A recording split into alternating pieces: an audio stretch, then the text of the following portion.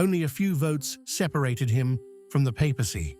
Now, paradoxically, he could be forced to leave the office he still holds in the church.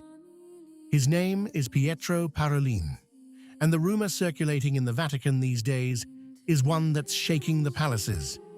Leo is reportedly considering removing him.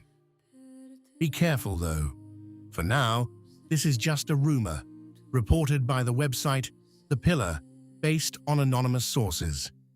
But when such rumors spread in the Vatican, they're rarely completely unfounded.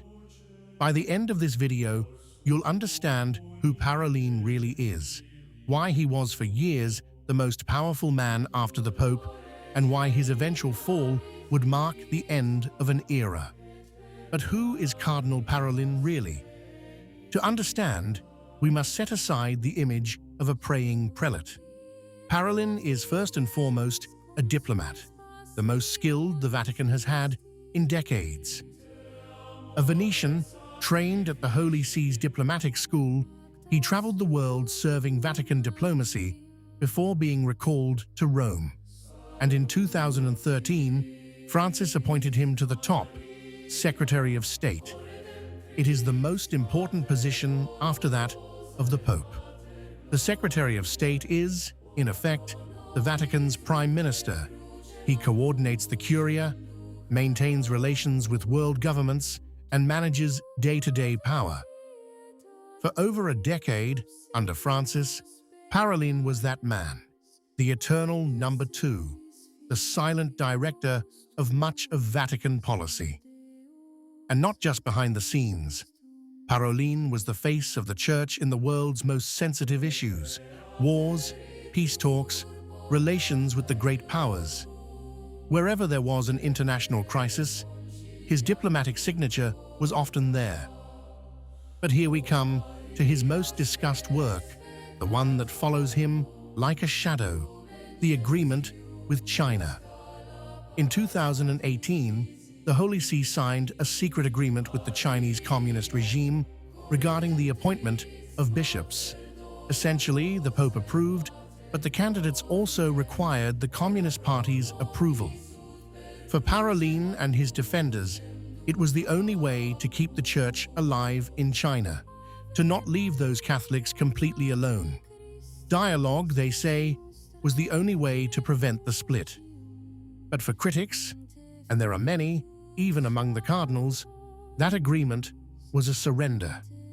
It handed over the choice of pastors to an atheist regime and turned its back on the Catholics of the underground church, those who for decades had suffered and resisted in the name of Rome. And the most faithful paid the price. Bishops of the underground church, who had refused to bow to the party, found themselves overtaken by candidates favored by the regime. Those who resisted were sidelined. Those who yielded were rewarded. Cardinal Zen, the elderly and courageous Bishop of Hong Kong, went so far as to call it a betrayal. And that agreement, renewed several times, remains shrouded in secrecy to this day. No one knows its exact text. This is Parolin's paradox, a man of dialogue at all costs, capable of sitting down at the table with anyone, yet precisely for this reason suspected of having put diplomacy before faith. And then there's the moment that revealed his ambition.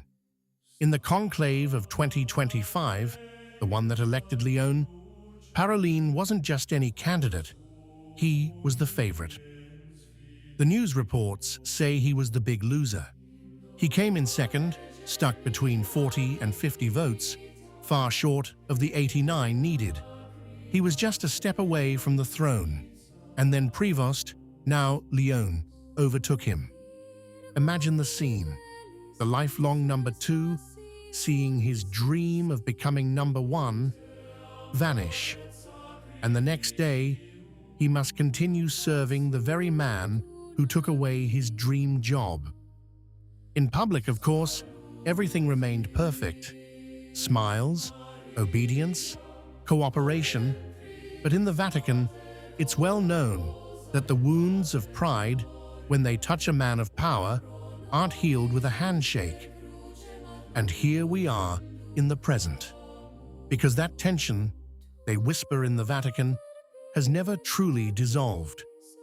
According to the rumor, Leone has doubts about Parolin's effectiveness in coordinating the dicasteries, the great machines of the Curia.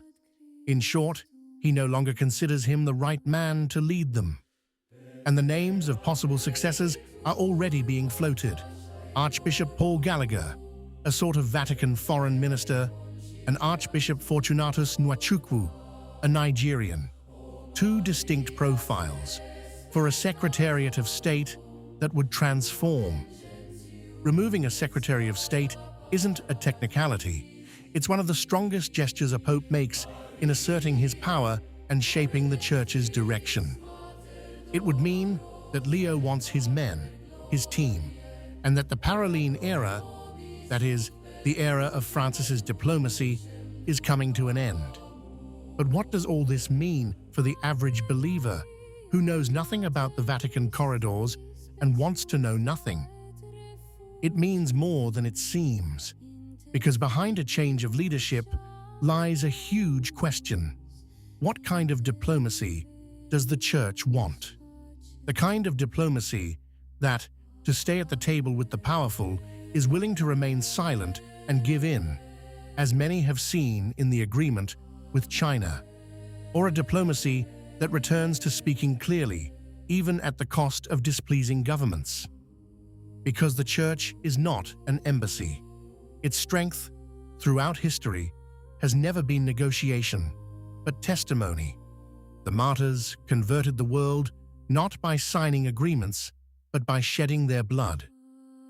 And when diplomacy replaces prophecy, the Church may even gain some more good relationships with the powerful, but it risks losing its voice.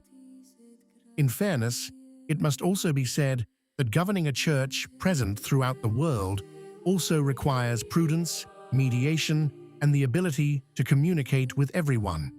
Diplomacy in itself is not a bad thing. It's a tool. And Parolin is not a traitor to be pilloried. He is a man of the Church who served with intelligence and who, in all likelihood, acted in good faith on the agreement with China, convinced he was doing the best he could. The issue, then, isn't the man, but the line. And the real question is whether Leo, with this move, simply wants to change faces or also change course.